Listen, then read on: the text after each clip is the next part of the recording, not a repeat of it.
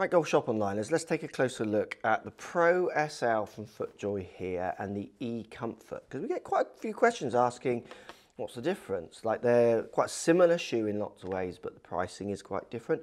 So what actually are you getting for your money in the more expensive Pro SL over the very functional E-Comfort? So number one, what's similar at the two golf shoes is that they are both coming with the featured 1-year limited warranty from FootJoy. So you're getting the guarantee that you're going to keep your feet pretty dry through the whole year with both of these shoes. That's even. Now the E-Comfort, we get a spiked bottom, where on the Pro SL you can see here we get this unique design which is going to give you equal amount of traction, in my opinion, and while at the same time I think with the traction a little bit more on the outside of the shoe on the Pro SL, where we don't have as much surface touching the ground in the E-Comfort.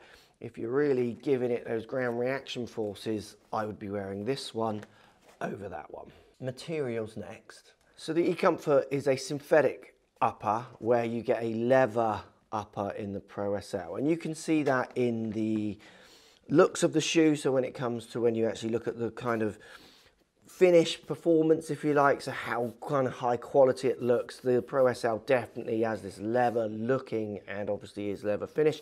You can feel it, you can see it, it just looks that little bit better. Not that this doesn't look great, but definitely the Pro SL just looks that little bit classier, and you can see that this is much more synthetic top. But I mean, very easy to wipe clean if you're someone who just wants a very practical golf shoe. Then when it comes to the styling, they're both pretty nice in their styling. For me, I think the Pro SL does again just look a little better. The sole that little bit neater, and it's that kind of more slender appearance where it looks a little bit more chunky in the E-Comfort, while at the same time they offer the same amount of kind of comfortableness, as in for when you've got your feet in them and you feel how kind of spongy the soles are.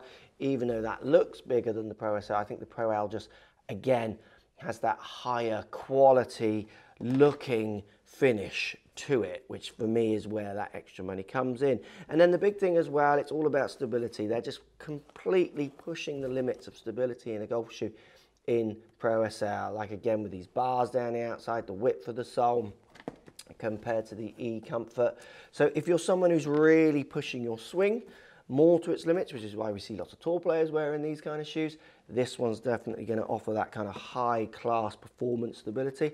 This one's going to do a very good job for most golfers, but you might not notice quite the same level of traction and stability as a Pro SL. So for me, it's the leather upper, definitely the looks. I like the styling a bit more in the Pro SL, but if you want something that's light, easy care, and a decent looking golf shoe, E-Comfort is a great one for the price. So for me, you're paying for style and a little bit of force interaction with the ground stability when it comes to Pro SL.